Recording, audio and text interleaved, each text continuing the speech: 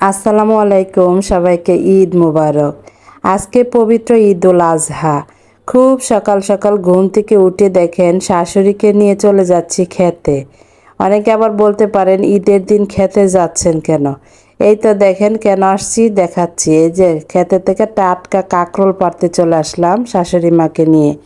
কারণ শাশুড়িকে নিয়ে আসতে হয়, কারণ আমি তো শহরে থাকি, আমি ভালো করে ক্ষেত চিনি না আমাদের ক্ষেত কোনটা। এই তো দেখতে পাচ্ছেন আমাদের ফসলের জমি এগুলো।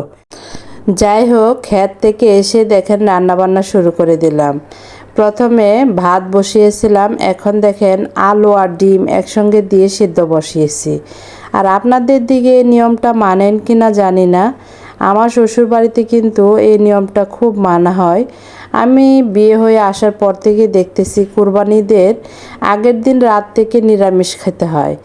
এই ধরেন কালকে রাত্রে নিরামিষ খেয়েছি, আর আজকে সারাদিন একদম টানা ঈদের 3 দিন পর্যন্ত নিরামিষ খেতে হবে। তো নিরামিষ খেলে মাছ তো খেতে পারবো না, কালকে থেকে মাছ খাওয়া বন্ধ। তার জন্য নিরামিষ কি রান্না করব ভেবে পাচ্ছিলাম না।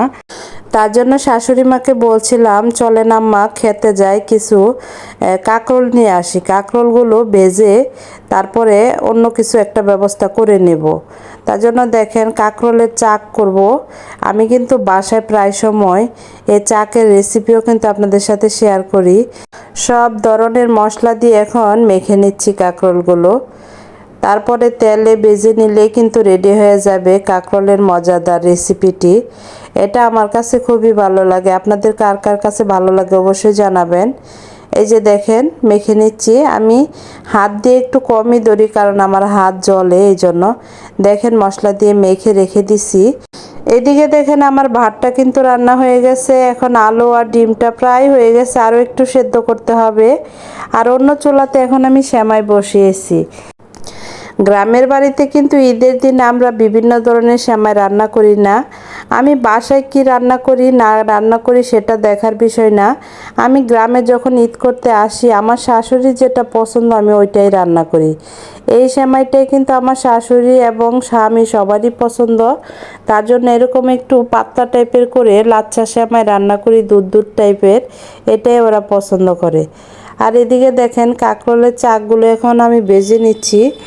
এই তো অন্যদিকে দেখেন আলুটাও সিদ্ধ হয়ে গেছে, আমি এখন ডিমগুলো ছিলে নিচ্ছি। আজকে ডিমগুলো একদমই পেঁয়াজ দিয়ে ভুনা ভুনা করব। আর এদিকে আলু ভর্তার জন্য দেখেন আমার যা আলুগুলো ছিলে নিচ্ছে। ওই তো দুই যা মিলে খুব সকাল সকাল সবাই ঘুম থেকে ওঠার আগে রান্নাটা রেডি করার চেষ্টা করতেছি আর কি। কারণ তারা ঘুম থেকে উঠলে দেখবেন ওদের এটা লাগবে ওইটা লাগবে, ওদেরকে গরম পানি করে দেওয়া লাগবে। আবার কুরবানি ঈদ বলে কথা, গরুর জিনিসপত্র আমাদের তো আবার একা কুরবানি দেই, সব কিছু আবার রেডি করে দিতে হবে।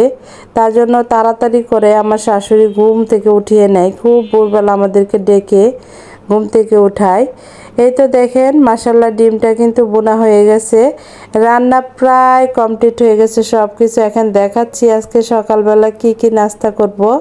এই তো দেখেন আমার শাশুড়ি কিন্তু আলু ভর্তা রেডি করে ফেলেছে, আর এদিকে আমি ডিম বোনা করে নিয়ে আসলাম, সাথে রয়েছে গরম গরম কাঁকরোল ভাজা। এই ছিল আজকে সকালবেলা সাদামাটা আয়োজন। সবাই ভালো থাকবেন, সুস্থ থাকবেন। আসসালামু আলাইকুম।